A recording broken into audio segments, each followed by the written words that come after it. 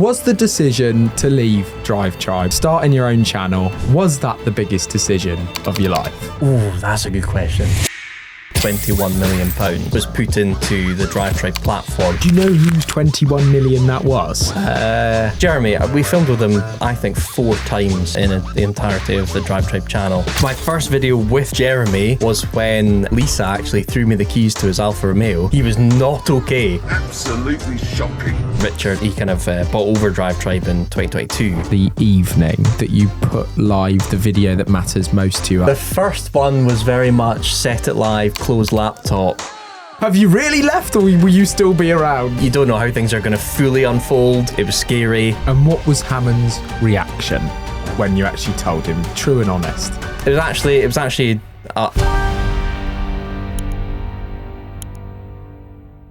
Mike, you are back in the van for a second appearance, and a lot has changed between then and now. But so, in your own words, how would you describe yourself now versus the last time you came on?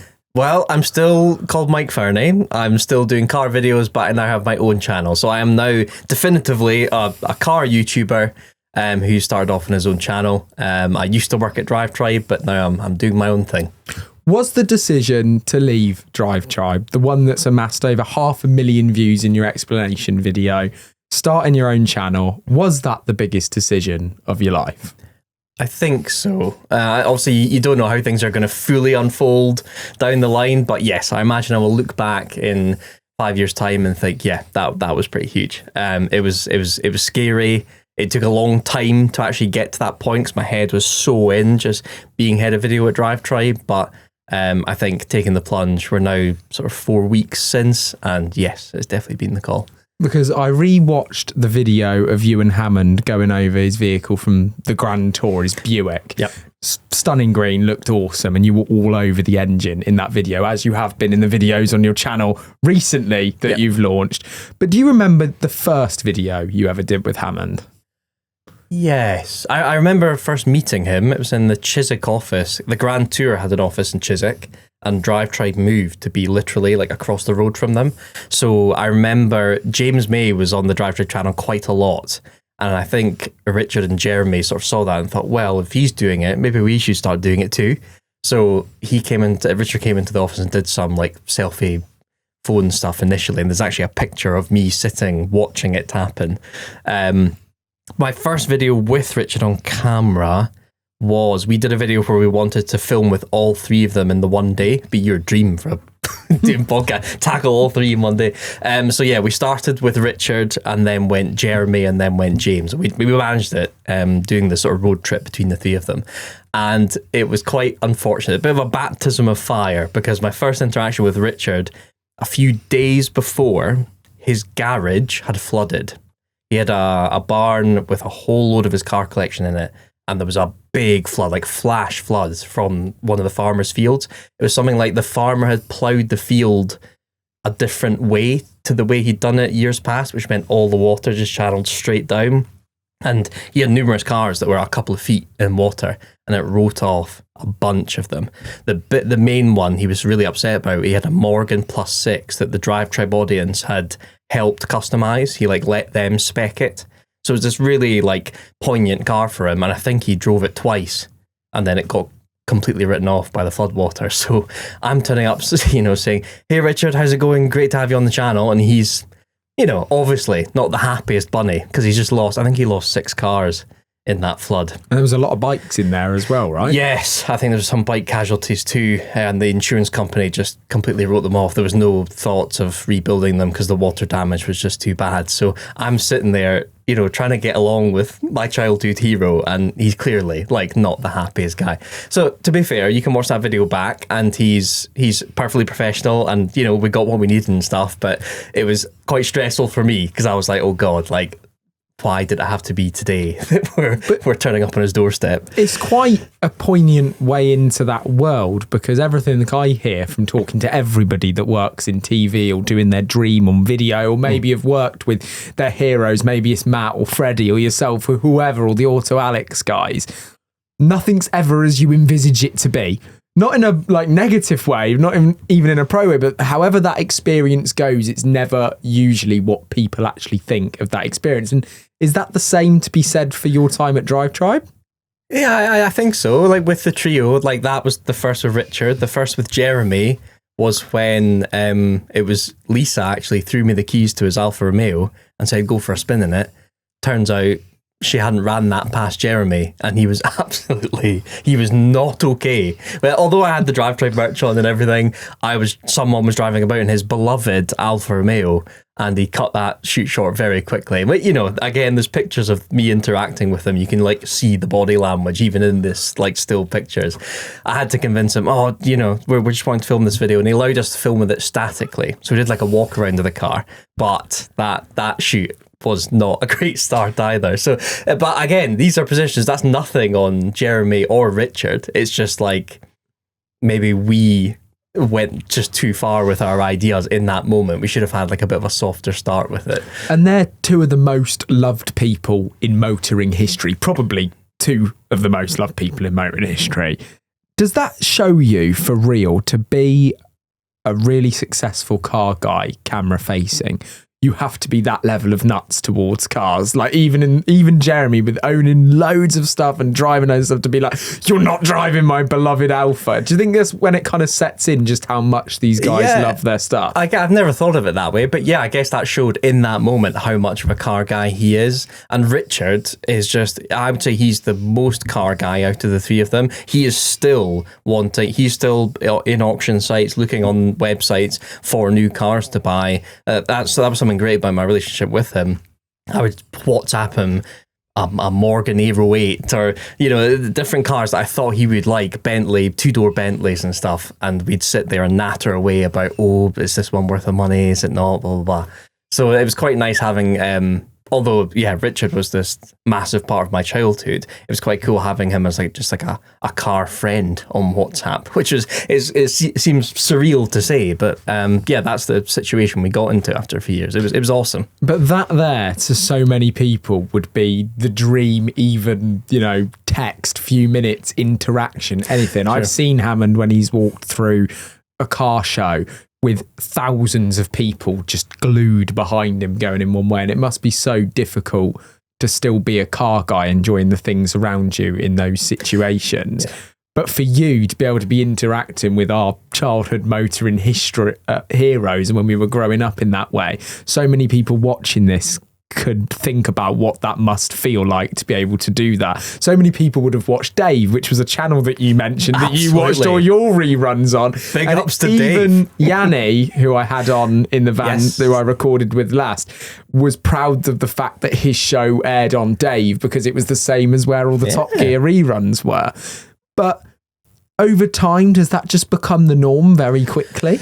It's sad because just naturally, yes, that's exactly what happens. I think that you spend more time. I spent more time with different members of the trio at different points in Drivetribe. So it was James May to start with. So the first time you walk into that room and you hear that voice, you're like, oh my God, that human is emitting James May's voice. Oh my God, that's him. So it starts off with that. But yeah, after a few months of filming with them, naturally, it just becomes James and it just becomes Richard, which I definitely tried to check myself throughout my time at Drivetribe, being like, wait a minute, you're about to turn up with a Greg steak bake to hand over to Richard Hammond to start off the day's shoot. That is absolutely unbelievable. But naturally, so that became the case with Richard, because when he bought over Drivetribe in 2022. From then on, he was just the boss, and you get more and more used to it. When you then slot into a day of filming with Jeremy or with James, it kind of renews, it kind of resets in your brain. You're like, oh my God, that's Jeremy Clarkson, that's James May. So yeah, it naturally becomes that way. But as I say, throughout the years, I tried to just tap back into that 14-year-old watching Dave, being like, just step back a minute. This is nuts. This is absolutely mental. You're popping to the shops in Richard Hammond's passenger seat. This is ridiculous. And I think that the coolest video that I can think back to, because it's almost like we were 17 again. I road tripped with Richard up to buy a car for him. So it's like when you were buying your first Corsa and you and your mate at 17 years old would hop in, get a McDonald's and then head off to go and buy the car. We went up and actually were here at Swallows Jaguar. It was his Jaguar XJR that he owned back in the day on the Top Gear, in the Top Gear days. It came back up for sale and we went up and got it. So it was really cool, like us going together in the car, him buying it, and then us convoying back to the smallest cog. That was just like prime sort of myself and Richard relationship. That's one of my standout moments with him. Now, obviously, Richard is going to be the closest to you because you spent the most time with him. You did the most videos with him, and he's an integral part of Drivetribe from the beginning, but especially, as you just mentioned, when he bought it in 2022. But to give some context to the audience, because obviously you're so involved, you kind of see how it all happened and the story of Drivetribe, and you've covered it a little bit, but I don't think people fully understand. Like, well, James and Richard are there a bit, and I thought it was James, Richard, and James's kind of media car thing, and then two of them aren't really there anymore, and it's just kind of Hammond and it. Can you just give us a rundown of like what was Drivetribe and like what is Drivetribe? Yeah. So, quick whistle stop history tour. Essentially, 2016. They just started the Grand Tour, and that was on telly, so to speak, and someone came to them and pitched them a sort of internet version of that, and it was going to be a social media platform for cars. So it was literally talked about as like the Facebook for cars, the Instagram for cars, which never works, but that's what was pitched at the time. And they went for it. So the four main people in it were Clarkson, Hammond, and Willman. Willman was also a shareholder. Yes. So that kicked off, and everyone will remember those adverts coming out in the trailers, and they never really gave anything away. It looked cool, and it was Jeremy saying, "This is Drivetribe," but they still didn't give much away. So it was essentially democratizing car journalism. You could have a platform where you could write articles about cars, reviews, engineering dives, this, that, and the other, and publish it. And if the article did well enough on the Drivetribe platform, it would be reposted on their Facebook page, on their Instagram, to get lots of views. So, I mean, what's great is technically that worked, because there are people that are professional car journalists today who were users of Drivetribe. There's a couple of Autocar, a few Auto Express, and this is just in the UK. There's probably people internationally as well. That also flipped the other way, where press offices didn't really understand what this Drivetribe thing was either. So I've heard a rumour, I'm not sure if this is correct, might just be a myth, but Ferrari apparently lent a Drivetribe user, not someone that was employed at Drivetribe, a LaFerrari. And because that was bang at the time, right? That era was right then. 2016 was when that was on the press fleet, ready to go. And I think, again, this might be a myth, but I remember it circulating around the office that basically Ferrari never spoke to us again because they got duped, essentially. And that was almost every press office were getting these emails saying, I write for Drivetribe. Some clever car enthusiast thought, I'm never going to be able to afford one of those. Yeah, I work for Drivetribe. I work for Drivetribe. These are my articles. Can you lend me a LaFerrari? 100%. And this was right at the start. So they were like, oh yeah, Drivetribe, the Clarkson Hammond May thing. Okay, great. When can you come? We've got, you know, and apparently. And I think that's the big hitter, but there will have been other press offices that will have lent people cars because they basically thought they could get away with it. Now, we sorted that out and clamped down on it, but we always had a bit of a sketchy, this is right at the beginning, fine now, we always had a bit of a sketchy relationship with press offices because there'd been a few of these situations. At the same time, though, I guess, again, it shows that it worked because, like, you can't get more democratized than that, you know. So it was actually quite a cool project, but the whole thing was, it was like there's 15 billion cars in the world. All we need is a very small percentage of that, and you've got a flourishing platform. But having a car and being into your car is a very different prospect. So actually, the percentage of that 15 billion who would actually want to have another social media platform specifically for car stuff was absolutely tiny. That's a really good point there, because I had this moment when we were driving our US podcast van down the 405 in LA, really famous motorway, been in films. I think that, was it Serial Killer or someone drove down it. It was really naughty. Anyway, it's a big famous thing. And there's cars everywhere. There's like 8 lanes. And a guy comes past in like a battered Mustang that would never go through an MOT. And then a Corvette went by, and then like an AMG went by. And I'm just there like, there are so many car people in the world, but we're so different. Because that AMG guy might just have bought that because it looks nice, but that Mustang guy knows how to fix that car. 100%. I can tell. So I get what you're saying, but there's so many car people, but actually niching it down is the hardest bit. And that's what essentially led to the first sort of downfall, which was, I think the number reported, I remember hating seeing it at the time, but I think the number reported was £21 million was put into the Drivetribe platform, because that's how London startups work. That's like, that shouldn't be a surprise for like London startup culture. And it's all about spending money. The articles we talk about profitability, and it's like, well, that's literally not the point. These startups exist to put a shed load of cash into something to make a $100 million idea.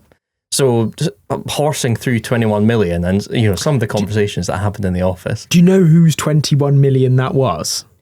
I do. I know private individuals. Yes. Oh wow. Well, some of it, I'm sure. There were then rounds of investment. Yes, as it got on. But yeah, the initial, don't know what the initial pot was, but still pretty damn a decent percentage of that was the initial chunk. So Drivetribe essentially tried to be this social media platform for car users, and at the end of November 2021, it was decided that it hadn't worked. That experiment hadn't worked. But thankfully, my little part of the business, alongside my colleague Lucy Brown, was the YouTube channel. So the YouTube channel actually went through a few iterations itself. It was Henry Catchpole, Jethro Bovingdon, Vicky Parrott. Drivetribe, when it first launched, just picked the best of the bunch from other places and just brought them all in house. So, Jethro and Henry from Evo magazine, the Evo channel was one of the best at the time. So they got the channel to 200,000 subscribers, but then startup being startup, the video team 1 week just got completely cleared out, and the company moved elsewhere. Because again, that's just what happens. You have to be unbelievably versatile in that environment. Otherwise, next week, that's that. So this channel was sitting dormant, and then I came in alongside Lucy and we picked it back up, and I think we were just south of 2 million by the time Drivetribe was going to be going under. That was with James and Jeremy and Richard and myself. But that's a thing to pick out there, as you just said, that even though Henry Catchpole is one of my favourite motoring journalists ever, because he's just mad. I think he's magical with the way he can talk about cars. Agreed. Without having to get super duper crazy ADHD excited, and yet you still are hooked on what he does. And I'd love to have him on. I've spoke to him, and I'm sure it's going to happen. But people still didn't expect to see Henry Catchpole on that channel, right? They surely came for Clarkson, Hammond and May. Yep. Yeah, exactly. It was this weird thing. Drivetribe from the start, I think there was just so much money floating about and so many ideas that nothing really got shut down. Everything could just happen. I remember there were a conversation, I'm not going to say the exact number, but I remember the head of content at Drivetribe when I first came in, he had a number, a 6-figure number that he had to spend monthly on content. And if he didn't spend it, it was gone. Again, just that startup culture of like, we've got this pot of cash, there's no point in it sitting there, burn it, do stuff with it, which is just, it can be insane, but it also leads to quite a vicious cycle of, okay, we're doing this, okay, we're shutting that down, okay, we're doing this. Because again, it's just about finding that £100 million idea from year 21. And what could have been out of those 21, that £100 million idea? Did they miss something? It's tough to say. What the Drivetribe platform itself was amazing. It was the coding that went into that. It was a whole team of coders that just built this amazing platform. Some of the stuff you could do with it, all the different intricacies of it. So maybe there would have been a way to sort of democratize it even further. But fundamentally, there's been a few places, Car Throttle being the sort of original one of this in my mind, that turned up and tried to take on the big boys. They always have the strapline, the Facebook for cars, the YouTube for cars, the Instagram for cars. I don't think anyone in possibly any vertical has really come along and just managed to like sidestep the big boys, the big Google-based Meta, whatever platforms. It doesn't seem to work. So maybe just fundamentally from 2016, that was always just going to be the case. It was always just going to be a decent amount, but not this like absolutely viral platform like the other ones. So yeah, thankfully, when Drivetribe was going to go under, Richard then stepped up because he looked at the spreadsheet and there was this one green line in amongst all the red. And Jeremy and James care? I think I don't think I just don't want to jump over that line of Drivetribe was going to go under at one point. Well, yeah, because I think what they saw was all they saw was the red. Okay. And maybe just Richard's mind just works slightly differently, and he could basically cancel all that out and see, right a minute, what is that?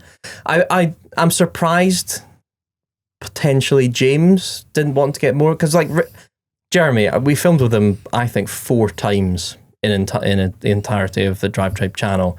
Paul James was like one of the main guys right to the start, so I'm maybe slightly more surprised he didn't want to go maybe alongside Richard, but then he's now gone on and started his own thing with his gin and his channel, which clearly that was a great call by itself. But yeah, I was not involved in that conversation. That was very much sea level, all that stuff happening. But yeah, Richard put to them, guys, like, I will keep the Drivetribe name going, so that it's not put out there that the whole thing's completely liquidated. I'll keep the name and the brand running, but all I want is this bit. You can cut the rest out. I just want the social channels: YouTube, Facebook, Instagram, Twitter. Can I have that? And they negotiated and all that got sorted out, and suddenly Richard was the sole boss. And I think that start of 2022 and 2022 as a year was just so great, because the team was stripped right down. There was only 3 of us when there used to be 54, I think was the total number. There was only 3 of us and Richard, and that just made us super tight on Slack, morning, afternoon and night, just making it happen. And we then built up Drivetribe from there, the YouTube channel being the main. Many of you might not know this, but away from the recordings that I do in my van studios, I've actually got a digital marketing agency. Now, we specialise in a lot of automotive clients, but we cover everything really. Our team is made up of PPC specialists, SEO specialists, and the most talented designers I've ever seen, which have done work like the Starnagloss website, the TWR website, and many more. We've actually just built Icon Box for the Auto Alex crew as well, meaning that people that watch their channel can buy their favourite merch seamlessly and in style. So if you're interested in starting a project and you'd love to speak to us, just tap the link below and let's hop on a call. So was one of the hardest things that maybe was part of its downfall the fact that you couldn't get Jeremy as well as James on those original content and videos as much as people were expecting to see them, leading to a little bit of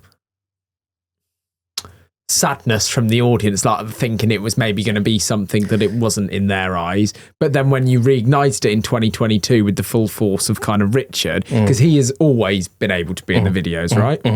Because the biggest thing, you always battled time with the presenters. Yeah, I think if Jeremy and James had been more involved nearer the end, would that have saved Drivetribe? I don't think so, because fundamentally it's to me a bit of a mistake to hang the entire business off the likes of Jeremy when he's going to have his own ventures himself.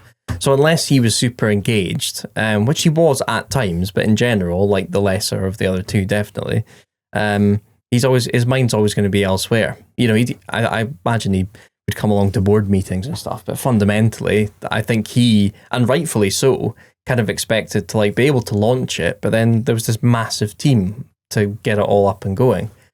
Could the branding at the start maybe have been a bit less Clarkson, Hammond and May to make that transition a bit easier? Potentially, but again, London startup, it's how quickly can you get the numbers from this to this? So did you ever expect to be on camera with those guys when you first entered? Absolutely no chance. I was just a car journalist. I was a writer. Started at Car Throttle. Alex gave me my sort of big break with an internship there, and so I was writing technical engineering articles on Drivetribe. So I could email people saying I work for Drive. I was a proper employee there. And we'd manage some of the stuff on the platform as well from users. But yeah, I was just a lowly writer that we'd go on, when I started going on press launches and stuff, that was absolutely insane, as it is for every journalist, your first press launch and going abroad with car brands and stuff. That's always like really cool boxes to tick. But yeah, it just, my career basically followed the increase in commercial video. When brands were thinking, okay, we could spend this on television, or this thing called YouTube's actually really got going. Can we pay to have a segment of that person's video? Well, I think we were one of the first UK car channels to have today's video is sponsored by X. There's a couple more around us, but I remember having conversations with YouTubers at the time, and they would say, oh no, the audience will absolutely hate it. I will never do that. My ad revenue is high enough. I'm getting enough views. I wouldn't stoop that low. I remember some big people that have definitely sat here before said to me, like, oh no, I wouldn't touch that sponsorship stuff. That my audience will just hate it. My channel will plummet. And I would say within about a year of that, they were very much following suit. So I'm not going to say we were the first, but we were one of the first in the UK car scene to start doing proper sponsorships. And that meant we were kind of ahead of the game and could grow the channel where we got it to. On your Why I Left Drivetribe video, the comments are largely so supportive. So go for it, Mike. Yeah, Every awesome. creator that you could possibly imagine has commented on it. The bastard has amounted over 100,000 subscribers in basically 2 videos. I'm coming for it. What which are you took on me right about now? 2 years. Can we have a live update? 124 as of this morning. Oh, okay, I'm I think. 110. 122, it's something like that. So he's coming for me. However, the last time I spoke to you, you spoke about how difficult it was to get to the point where you were even loved on the Drivetribe channel a little bit, because absolutely. you get people that just were like, where's Richard? All I want to see is Richard. So could you have imagined at that moment hearing the things that I just said about your kind of launch video, I suppose? Yeah, that has been nuts. And yeah, as you say, some of the people like within the YouTube community that have commented on there, I would never have thought they would dive in. Henry Catchpole being one of them. I was like, oh my God, he's watched this video. This is freaking amazing. But yes, that was definitely the hardest thing I had to work on from the start of my video career to where I am now, is making sure my content was interesting enough and engaging enough that, some of the audience would purely be there for the trio. And I totally understandable when you've got names that big. But if I could just capture that percentage of the audience to watch some of my stuff, it would allow Drivetribe to be able to create more content and get more brands into content. Because fundamentally, some brands simply couldn't afford to be featured in the videos with the trio. So I was kind of there to create that lower platform of content for those brands to integrate into. It's like the LaFerrari concept. but my goal was, my lower bar was 300,000 views. So I was like, if I can get 300,000 and above, that is a tick in the box. I've achieved something there. That video was clearly a solid idea, a solid title, solid thumbnail, and people watched it. Anything under that was kind of like, okay, this wasn't a great idea, and it's not Clarkson, Hammond and May, therefore that's why it's done 110,000 or whatever. But what started to tick in my brain, I would say about a year ago, was there was numerous videos that weren't a Richard Hammond or specifically Drivetribe or specifically Top Gear trio based. There was thumbnails, titles, and video ideas that were very much sort of the Mike Fernie template, and there was no other kind of influences from outside that. So that got my mind thinking, these could live elsewhere. There's nothing. The second it's blah blah blah with Richard Hammond, of course, that's very much Drivetribe centric. But some videos, I daily drove a Veyron for a day, took it to Sainsbury's and Halfords and a garden centre and this, that and the other. That title, that thumbnail, the relationship with the man with the Veyron, Furlonger, great place, was kind of all me. So I was sitting there just thinking, okay, like if I did take the plunge, which I had numerous people nattering in my ear about, including yourself, you know, there were potential ideas out there that could stand alone and could be just under a kind of Mike Fernie brand, which is kind of what's happened now. And that's the goal going forward. Just make the ideas cool and engaging enough that me and my face in the thumbnail gets people clicking. Well, speaking of that, I actually never asked. I didn't want to ask what your first video was going to be after you put the wire left Drivetribe on, because I actually quite like the shock almost of like, what's it going to be? Like, I anticipate, could it be this? Could it be that? But of course, it was something that you're most passionate about and gets you extremely excitable, which is engines. Yes. Why are you that crazy and excitable about a block of metal with some fire in it? Well, the thing is, cars are great, but like fundamentally, the heart of the car, the main emotional piece of it is the engine. So although it might seem like I'm niching right down to one component of the car, in actual fact, it's 90% of the car. And the rest of the 10%, the suspension, the chassis, this, that, and the other, then just kind of almost attaches to it. So I've always been, I think because we grew up in the greatest era of Formula One, the V10s and the V8s, the fact that F1 adverts still use the engine notes from those days to dub over the newer cars says it all. We would switch on the telly and watch Schumacher, Coulthard, Barrichello going down the track with these screaming V10 engines. And I think that just naturally got into my head, like what a car could sound like. And I then just got interested in how it goes about sounding like that. What's happening that has that scream going on as the after effect of it. So I think fundamentally, whenever I researched cars, or back in the day, like Jag V8s, Carrera GTs, V10, I always wanted to know what was going on, what it looked like, why it looked like that.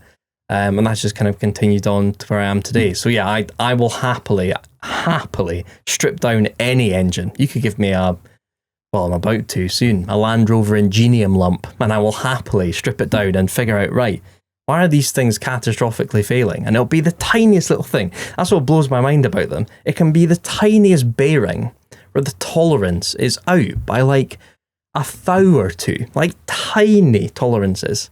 And the whole engine can just be a complete disaster, and warranties going through the roof. And it blows my mind the distance between a complete disaster of an engine and one of the all-time great engines. It's so finely tuned, but building an engine, you kind of learn how if you torque it just slightly wrong, or you don't fit a gasket quite right, your engine could be kaput literally the second you start it up. So I think they're fascinating things, and there's a whole load of them up in the scrapyard up the back there that I film around constantly.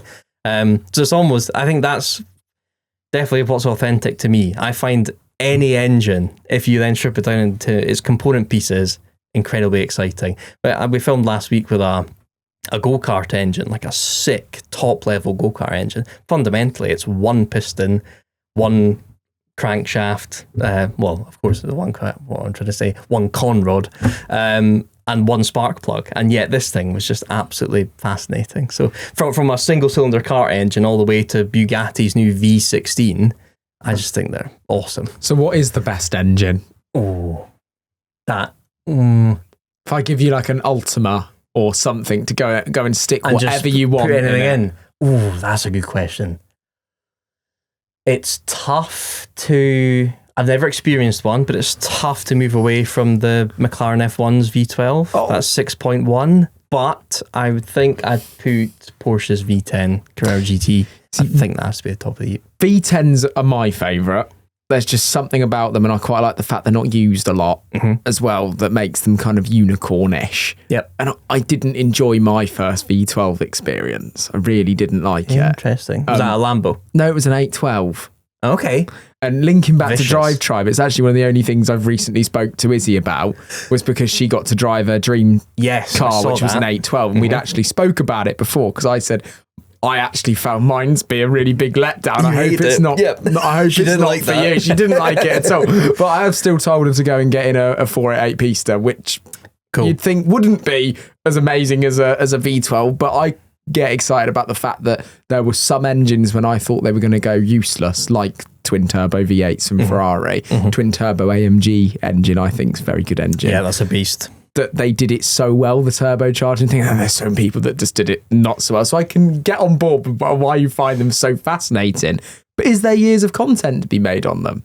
Absolutely. Like literally, I mean, how long have sick engines been around for? I would say basically from like the late 1940s, like the Jaguar XK engine, all the way up to now. You've got, 80 years worth of engine technology that's just progressed and progressed and progressed. I've got I did a shout out on my first video being like, if you got an interesting engine in a hedge, give me a shout and let me know what it was. And I've got one. I'm hoping this will happen. Hopefully this doesn't scarper it, but someone's got an NSX V6 sitting completely covered in crap and dust and leaves and this, that and the other in the bottom of their garden, and they want me to strip it down and then they want to supercharge it, upgrade it. So imagine that full story of, but to answer your question, that's an engine from the 90s, which is, I imagine, going to get a decent amount of clicks. And because it's just the right story and the journey of that engine will hopefully end up with something the transition being pretty damn awesome. How many options will there be for that kind of content? Even out the back here, there's engines sitting about that are really cool. Do people get, because I can't lie, I've been looking at a childhood dream car of mine, which is Aston Martin DB9, and I'd love to tick it off. Love it. And there is one for 15 grand is the cheapest one on the market. And it says that it has the dreaded V12 tick on the engine, which I don't know what that means at all. My first 50-50, is it top end tick or bottom end? Top end tick, you're all good. Bottom end tick, full rebuild, stress. I think it's probably that, judging by the way that the advert is written. It sounds like a potential video. It could be a potential video. Well, the thing with the DB9s, their air intake is inside the left-hand wheel arch, and that's obviously in the UK where all the puddles are. So a lot of people, that could potentially be what's happened there. They slightly hydrolock their engines. I know that's a sort of weird couple of words to put together, but they go through a puddle, and if enough water goes right up into that wheel arch, it sucks it in and can bugger one of the cylinders. So it's funny. It's funny you say that, and this conversation has gone massively off your story. No, this is but great. Everybody needs to go and check out a channel that me and my other half have been loving watching just before we're going to sleep, which is Tom Sunderland. And he just films the cars going through Rufford Ford before it was closed. Yes. And he also goes on this piece of road, I don't know where it is, but it floods from the sea.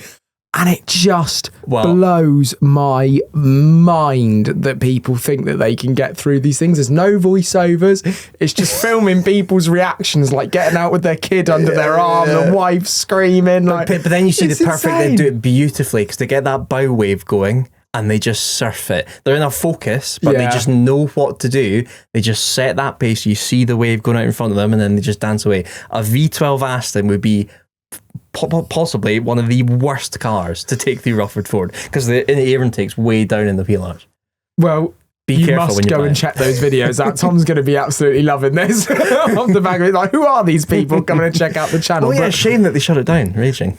But to launch your own channel, which you did this year, with all this excitement, all this knowledge, and everyone telling you to do it, we talk about how much of a big thing it was to do it. What was the final nail in the coffin for you that made you realise or tell you that was the right thing to do? To be honest, my mindset went from like not really thinking of it at all to just like a few interactions and then a few just thinking sessions in the shower and in my kitchen, and then it suddenly just accelerated really quickly. But I'll get to like the day that actually I was like, cool, I'm doing this because you were involved in it. But yeah, I think the Auto Alex guys, Alex gave me my break to sort of get into car journalism, and we've kept in touch ever since. When he launched his channel, I made sure from a Drivetribe perspective, we did a few collabs together, and that was really awesome. So I've always built a relationship with those guys. And I'm not sure when was the first time they really talked about it, but they have always been in my ear about, so when are you leaving Drivetribe? In fact, I've done podcasts with them where there's definitely need to be minutes of footage cut out because they're just absolutely machine gunning me with leaving Drivetribe stuff. But I always used to bat it off because I was so into, I mean, me and the team, we'd built this channel to where it was, nearly 3 million now. And I was just so engrossed in it. I absolutely loved my job. Richard is the big boss. And we were creating awesome content, working with big brands, which means we could make bigger videos than a lot of other people as well. It was great. I absolutely loved it. But I think there were just my mind started ticking. As I'm getting older, I'm turning 32 soon. And as I said, I'd be doing certain videos and thinking, oh, okay, like, this is great doing it for Drivetribe because I've got a team behind me and everything, but I could take these and do it myself. And when they're getting like 500,000 views plus, and then the financials behind all of that with sponsors added on, it suddenly starts to tot up. And I was on a very good salary at Drivetribe, so that was probably one of the scariest things, was kind of letting go of that and seeing how things went.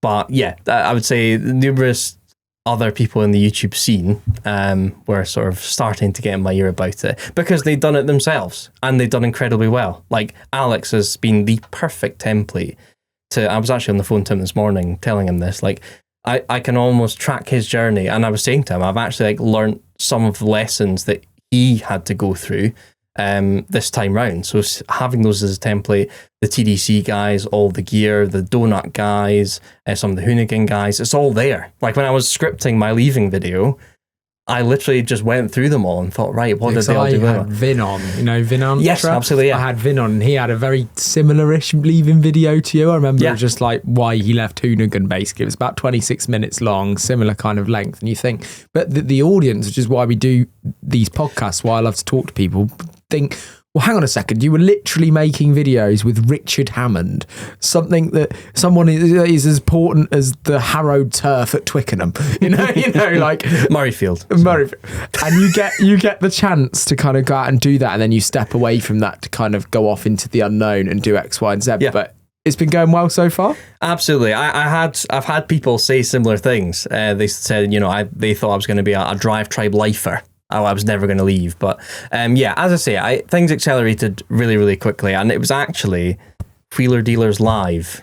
That day was the day I sat in my kitchen after it and said, I'm going to do this. I'm going to go it myself, because it was a great event. Mike put on a great event. And basically all of UK car YouTube and others, Freddie was there too, was there, and it was it was almost like a sort of AGM of UK car YouTube. So it was great chatting away to everyone, and I think that was the most intense I've had, with everyone saying, "Oh, so when are you going to do your own thing?" And even Freddie, who had only talked to maybe twice in my life, he was just like, "Oh, well, of course you should leave. Like, why haven't you left yet?" This, that. And he was throwing financials at me and everything, and I'd be chatting to I think I was chatting to Alex, and then I'm pretty sure you rocked up and were like, "Oh, are you chatting about leaving Drivetribe?" It was just like, it was as if it suddenly got around that day that there was even the slightest hope that thing might happen. And I took on board what everyone said, and I kind of got home, and my mum and dad were in my kitchen, and I very quickly was just like, do you know what, I think this is actually the shout. I think I need to do this. So then that ball started rolling, and we are where we are today. But I think, looking at the stats, I wanted 100,000 subscribers by January, and I got there in like 3 weeks. So like completely blowing my mind, the transition of subscribers over, and I couldn't have asked, because that was your biggest fear when I was talking to you. 100%. It was, are the people going to come with me or not? At that point, we probably had like 2.8 mil, and it's like, right, what percentage of people are going to move over? So I always had in my mind, views wise, my sort of audience within Drivetribe was about 250k on average. So that was the number in my head of like, well, okay, not all of them are going to completely subscribe, because YouTube these days, it's so algorithmic that you don't really need to subscribe to people anymore. You can just let the algorithm keep sharing it to you, because it's so good doing that now. So yeah, that was always the question that no one could really answer, because you could look at Alex's growth but he was the Richard Hammond of Car Throttle. He was the guy that the vast majority of the audience were there for. So he was telling me about his stats. I'm like, Alex, it's not relevant. I'm not you. I would align much more with the likes of Ethan and Jack from All the Gear. So I'd be interested to chat to them and see if they'd allow me to look at their growth stats for All the Gear, because to me that would be a much more relevant comparison. But what I really liked is views-wise, obviously the leaving video is that big hitter that is a great way to launch a channel. But what I've loved is then the views for video 2, 3, and 4 that have gone out. That they've blown away what I thought my average would be. So if the videos where they're sitting now, if that is normal, I'm absolutely buzzing. I couldn't have asked for a better start. And what was Hammond's reaction when you actually told him, true and honest? It was actually a really great interaction. So we were shooting a video at Landau. We were doing my MG versus his MG. Guess who came up with that idea? And it was the lunch break. And I'd said to him in the morning, do you mind if I grab you for a chat? And I think when anyone says when any boss hears that, they're like, oh God, what's this? So he was a bit like, but he took that on board. So he actually said, oh, at lunchtime, he was like, oh, did you want a word? So he obviously kept that in his mind and wanted to have the chat. And I was like, great, that's awesome. So we went away and I told him what I was going to do. And he was initially sad, like upset about like why I was doing what I was doing, just to get almost like a bit confused and a bit down. But very quickly, once I'd started explaining it, it just went super positive. And he was like, right, let's do this correctly. Because I think he's maybe had some awareness of some of the other YouTube breakups in the last year or two, which have been like really messy and not handled great. And he said, let's make this super positive for both you and Drivetribe. Let's be really friendly about it. We'll make sure we talk about it on camera. We'll do a proper leaving video and just do it right. And I think that's what's really nice is I've had plenty of comments, both on Drivetribe and on mine, about how we've almost kind of like set a new standard for someone leaving a big channel. Because like me and Richard, the Buick video we were talking about, that's my sort of final Drivetribe video. I finished that Grand Tour car project for him, and it was kind of the handover at the end. And we just sat there on his car and just chatted it all through. I couldn't have asked for a better leaving as well. See, though, almost with the confusion of what was Drivetribe when it first launched to so many people, you're then going off and doing work with them. I saw you were at the Classic Motor Show with Richard. Yes. You were doing this, that, and the other. So it's like, have you really left, or will you still be around? No. I've been told that I'm more than welcome back when they need another hand for a road trip, or if I fit into a specific video, and I will happily cameo back on the channel. I'm very friendly with the team there, and hopefully there's some ideas that come up. But yeah, we're immediately friendly. I was presenting the NEC Classic Car Show alongside Brewer, and Drivetribe were there, and Richard was a guest on stage. So like, yeah, I think it was like the day after or 2 days after my video went live, I'm straight back on stage with them, and very friendly. Was Izzy sad to see you go? I think so. Yeah. It's been really cool working with Izzy from the start, because we've all seen her start as like that very entry-level petrol head, and that's what she wanted to do. She wanted to get into cars, but like have no airs and graces from the start. It's just be like, okay, I don't know anything, but this seems really cool, let's go for it. So starting with the sort of pickup video that we did with her and Richard in the TRX, it's been cool kind of exploring content with her and following her journey. Like some of the stuff she's doing now with Quadrant and Drivetribe and other brands out there, like things have just absolutely kicked off for her. So it's going to be really interesting to see how her and Richard now take Drivetribe content, what they now do with it, whether it becomes more father and daughter, or whether they go and do their own things, or it's going to be quite weird as an audience member now to see how it all goes. But I've always said, if I wasn't working at Drivetribe, I would be a subscriber, which I always thought was kind of worked in my favour, because it meant if I thought something was kind of interesting, the audience probably would too. So yeah, it'll be really cool to see where they go. And maybe, I don't know whether they're going to add another presenter on, or whether, in my opinion, Drivetribe is naturally streamlined a bit now. So it's now like the Hammonds. In my opinion, like they should just stick with the two of them for the bit and see how that goes. But who knows, they might look to get a third presenter on there. If you're enjoying this video, make sure you're subscribed to Road to Success. It's a fantastic podcast that I watch every single episode. And also subscribe to my own channel, Mike Fernie. Type that into YouTube. Can't miss it. When you talk about great YouTube channels, often there's really great people behind the scenes that don't necessarily get the media attention and the understanding from a wider audience of actually how they're involved in someone's favourite channel in the way of making it tick. And you can see this across everything, like Matt Jones with Matt Armstrong, Rory with the Auto Alex team. There's so many people helping power channels out there, from content ideas, creativity, streamlining, everything perspective. And you mentioned someone at the start that I've never been fortunate enough to meet, but Lucy Brown. You said you work with a lot. Awesome. Now, Lucy's made a few of her own videos, but obviously has been involved with a lot of behind the scenes stuff, and James's. And the reason I mention her is because I actually watched one of Lucy's vlogs before I went into Jay Leno's garage. Okay. Because it was very real life, and I was so desperate to get in to do an interview with Jay Leno, and the only people in my sphere that I could have found that have done similar things would have been James and Lucy. So James May and Lucy and what they're doing over on that channel, are you going to have any crossover with them anymore? It's funny you say that. So as I said in my leaving video, I'm doing some sort of content consultancy for other sort of YouTube friends that I've made pals with over the years. So I've kind of got 3 main clients right now, which is James May's channel, Ben Collins, our mutual friend, and then the guys here at Swallows. They're wanting to get a YouTube channel up and running. So alongside my own stuff, I'm doing... Fucked.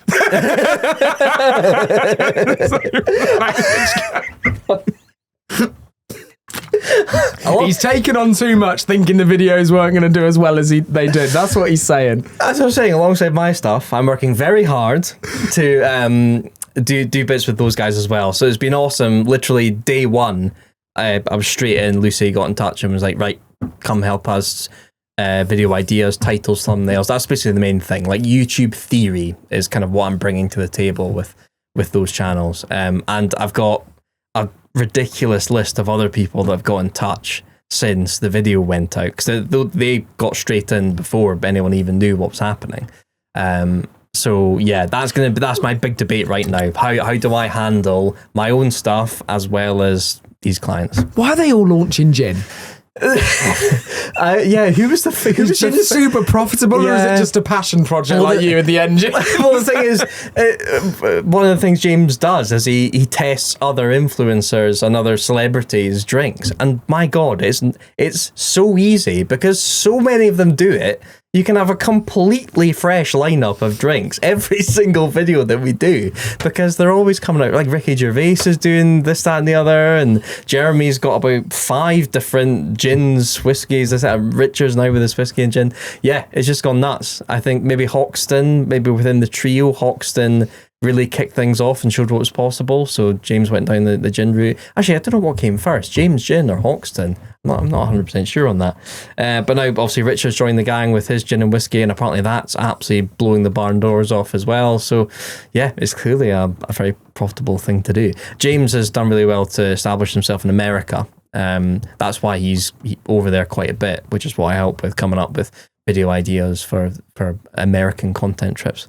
But yeah, it's all kicking off. Well, if you're coming up with those ideas, you obviously sit down and plan your own content trips and videos and ideas. What is the dream Mike Fernie video to make now? From someone that's had the opportunity and filmed with some of the greatest motoring presenters in history. Where can you go from there? What's amazing is I've made some of them. So like, my favourite video ever, I think, on Drivetribe was taking Richard's Grand Tour Subaru Impreza to my favourite place in the world, which is the Isle of Arran. It's kind of like Scotland's Isle of Man. It's got like a lap around the island, and the roads are fantastic. But I think the dream piece of content I'd love to make is, and it's kind of connected to an earlier answer, everyone says the Porsche Carrera GT, its engine came from a Le Mans racer, and then before that it was an F1 engine. Porsche recently have restored that Le Mans car. It's called the LMP 2000. So it would have come out in 2000 and been their Le Mans car, but financially, the KN came along quite soon and sorted things out, but at that time, financially, they couldn't do it. That's been mothballed for ages, but last year they got it back out, restored it, got it back running. So like that car with a 5.4, it might be less than that, naturally aspirated V10 is now running. If I could do a back-to-back twin test at Weissach with a Carrera GT with the new fresh tyres on it and the LMP 2000 and talk about, I love an engine story. And the Carrera GT, as I say, people over the years have always said, oh yeah, that's got an F1 engine in it. But to actually be like, okay, cool, and here it is, and dive into the engineering behind that, and maybe even go the step further back to F1. So that the Le Mans car is like the middle bit. If we could then go that step further back to the F1 car and get that all lined up and talk to the engineers, that would be insane. I am talking to Porsche about it, but it's going to be tough because just wheeling out a Le Mans car. Yeah, how do you make that happen? It's you need to align with PR strategy a lot of the time. So, for example, if there's a Goodwood Festival Speed anniversary that makes sense for them to get that out, that's the perfect time. But instead of waiting for it to come here, you ask them, right, when are you starting to get that car ready for Goodwood? And they'll say, oh, well, 2 months before. And I'm like, great, get me out to Weissach when the engineers are doing the first shakedown of that car. Because that's the meaty stuff. You're trying to make it as easy as possible. Yeah, exactly. Align with their calendar, and as long as you've got a friendly PR person, you're good to go. Which thankfully I do at Porsche. So maybe I would give it a few years because you just need those stars to align a bit.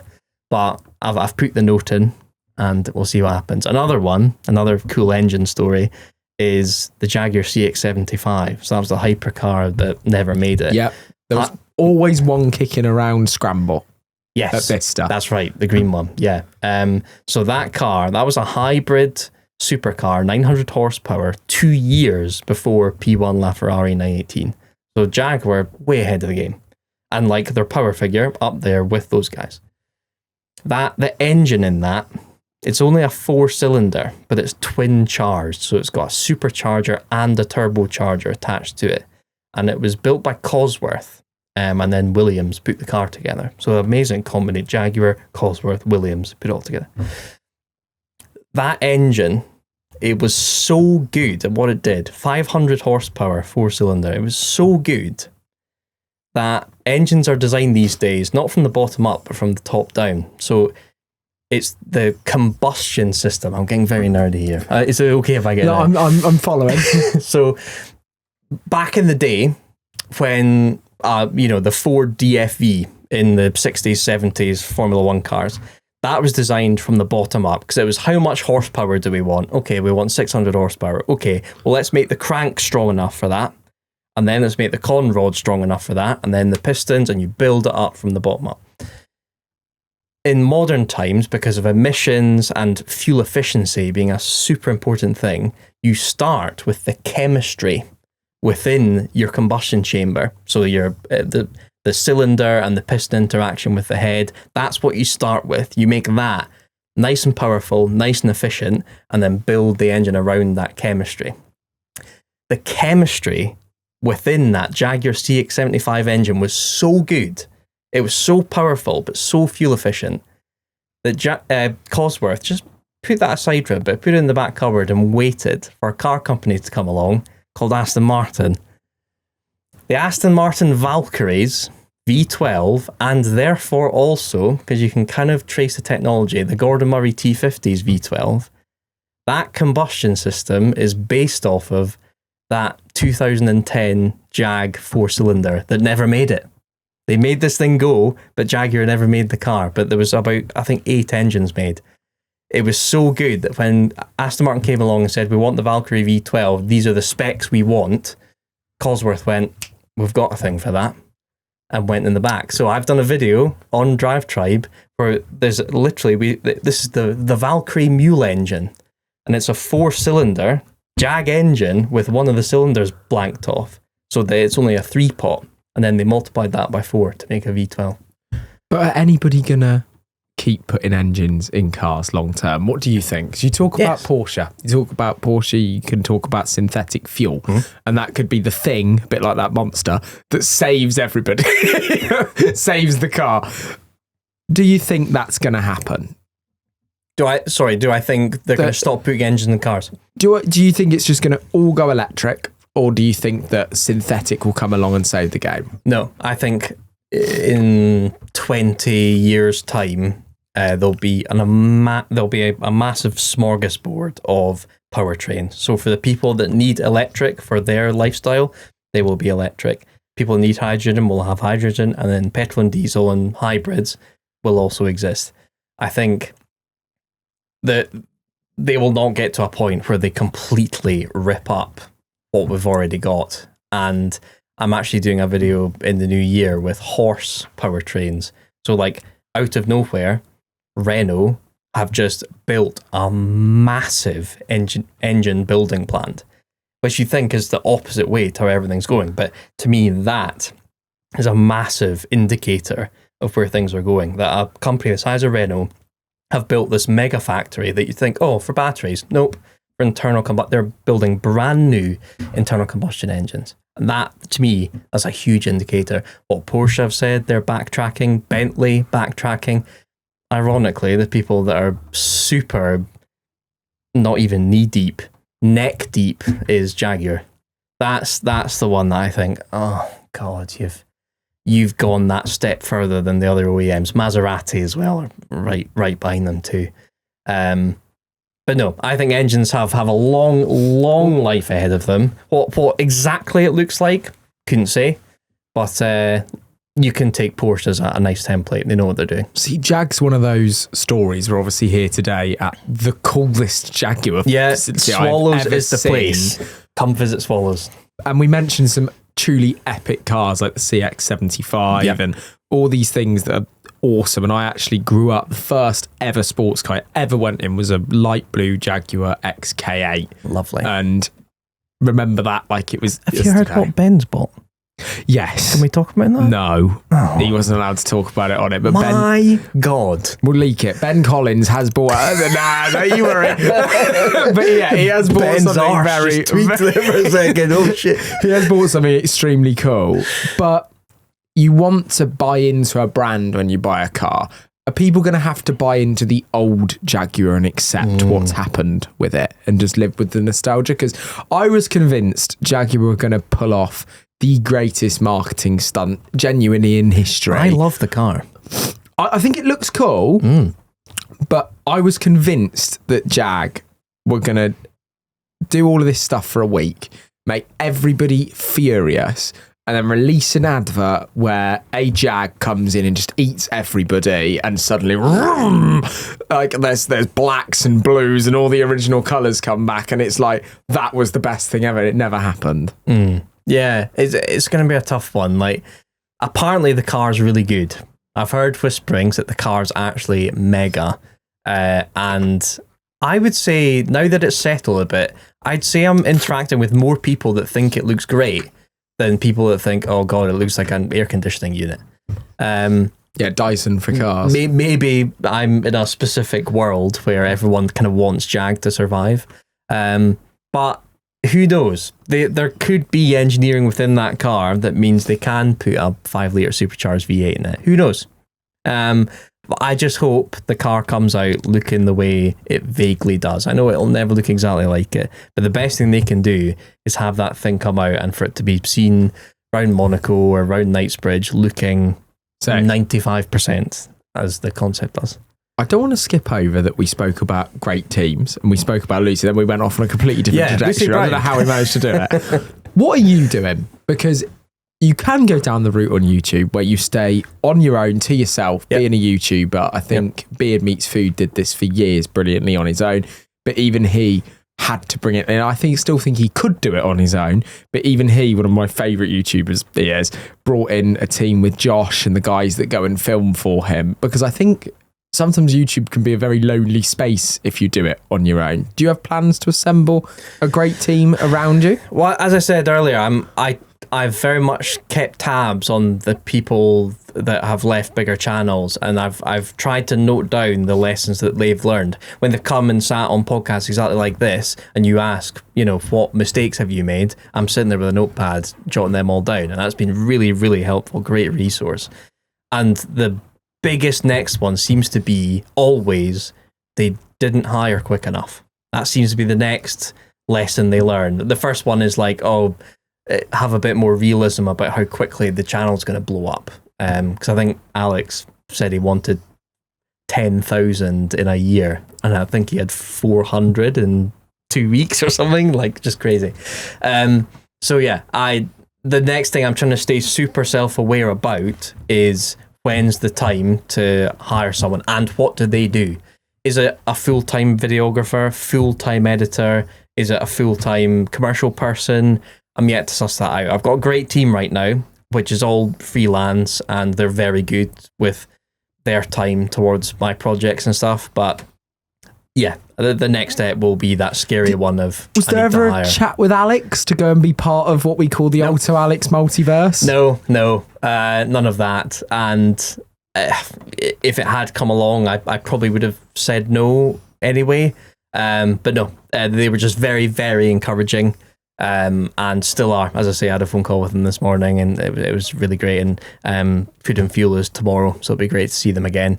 But yeah, to be honest, the Auto Alex Empire is going to be still now is a super interesting case study. People will genuinely, I think, write dissertations about how he's gone about his thing and where it goes from that. I think it's going to be a really interesting next 12, 24 months with that team. See how it moves. Can you take us into the evening that you put live the video that matters most to you after your first few uploads? Was it the first one, or was it the one afterwards? Was it your second video or your first that meant the most to you? The first one was very much set it live, closed laptop, and I went and painted some Warhammer, if I'm honest. That's what allows me to just like zone out. I was just like, put that live. And I remember I think I refreshed my YouTube studio once just to see that the graph was going up, and I was like, right, okay, away. And I went and sat and painted my little horseman. But then, I start getting WhatsApps too, and I'm like, right, I need to go check now. So the laptop opens and I'm back up and going, and it's great. The second video, yes, I was actually with Ben Collins. I was leaving a shoot with him at Dunsfold as that video went live. And that's a weird one because, both videos, to be fair, you've got no idea what kind of traction they're going to get. So you refresh it, and I'm obviously used to Drivetribe numbers. I refresh it after 10 minutes, and it's got like 1.5k views. And I'm like, if I'm in my Drivetribe shoes, that's awful. But is that actually completely okay? And I start to try to like extrapolate the numbers in my head, being like, what's that going to be after 24 hours? And I'm like, oh, wait a minute. Yeah, I think that's okay. You start to like overthink it quite a bit. So I know the scariest one was definitely the first upload. But I guess you kind of know, because of the templates that are out there, you kind of know it's that kind of title, that kind of thumbnail is always going to get traction. And I think one of the main things I did from the start was making sure it was my face front and center, because that was always a thing with Drivetribe, like putting my face big in a thumbnail. That kind of immediately gave the people that were just there for the trio stuff permission to very much not click that video. Well, now it's like, no, put my face front and center, nice and big, nice and smiley. That's quite a relief that the audience that have subscribed, especially the subscribers, are there now for me.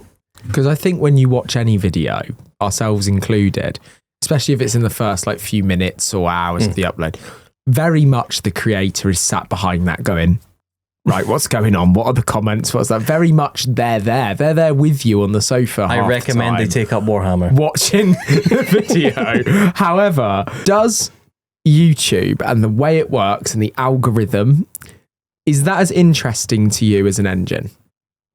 Oof. I've definitely had to engage in it a lot more over the last 2 to 3 years, just because of how demanding YouTube is now as a game. And to be honest, I've learned so much from a YouTube strategist that we brought in as a freelancer at Drivetribe, called Callum McIntyre. You come across him? Yeah. Velocity is his company. I've learned so much from him. It's stuff that was like there, but like the way he would talk through it and transfer all that data on screen to actual actionable points was fascinating. So to be honest, the route I'm going down with my channel now, it's based so much, and the consultancy I'm doing, it's kind of based on the bedrock of what he kind of brought to the game. What was your question? Why Do you find it as interesting? Oh, as engines. No, is it as complex as engines? It's way more complex. Like that's the thing that I struggle with in my. I'm not naturally super analytical. As I say, I've had to become it, and I'm definitely like I would like to say I kind of know what I'm talking about, and I can go to a certain level. But some of these YouTube strategists out there, including Callum, can then just go like 10 steps further. Like, you know, I can analyze people's videos and I can be like, right, I understand why that did well, why that title was good, and why that thumbnail worked with that title. But then taking it a few steps further is something I'm trying to learn more about. Did you mention that a dream car that you'd love to own whilst looking out at a pond, I think you said it to me before we started recording, was an Audi R8? Yes, a Gen 1 V8 manual in the silver, that dark silver that was on when it was first on Top Gear. Jeremy. Do you think we will see you buy that car in the next 12 months on your channel? Oh, God. I would absolutely love if that was the case. I was on Auto Trader 2 nights ago, and there's an Audi R8 manual V8 in that colour for 32 grand, which is like, ugh! I don't know. I think it would have to be a bit of a rash call for me to kind of take that money out of the business and just go and send it on that. But I always said when I was 14, I said if I could open my curtains and there's a Audi R8 Gen 1 sitting on the drive, that for me as a teenager was like, you've made it, well done. So if that can be the case, I would absolutely love it, but who knows. Well, it sounds like me, Alex, Freddie, and all the boys are going to have to bully you now. That's what we can start. Now you've left Drivetribe, pursued your own channel. The next thing we'll do, you'll be stood at Wheeler Dealer Live next year, and there'll probably be one, I reckon, will make it that there's one inside that tent to be able to bid on, because I remember we were bullying you just outside the door. It's funny. So next year we'll be there bullying you to make sure you buy your dream car, and I think that'd be roughly the brilliant time to have you back on when you hit that moment, because what a journey it's been for you, and it's a proper story of road to success. Thank you. To go from watching the dream program, like so many people listening, to being able to make videos with the guys, to be able to learn how to do that in front of camera and then take that on your own. I don't think there's a greater example of road to success. So Mike, thank you for coming on once again, and hopefully we can have an hour in the future. Absolutely. R8, here we come.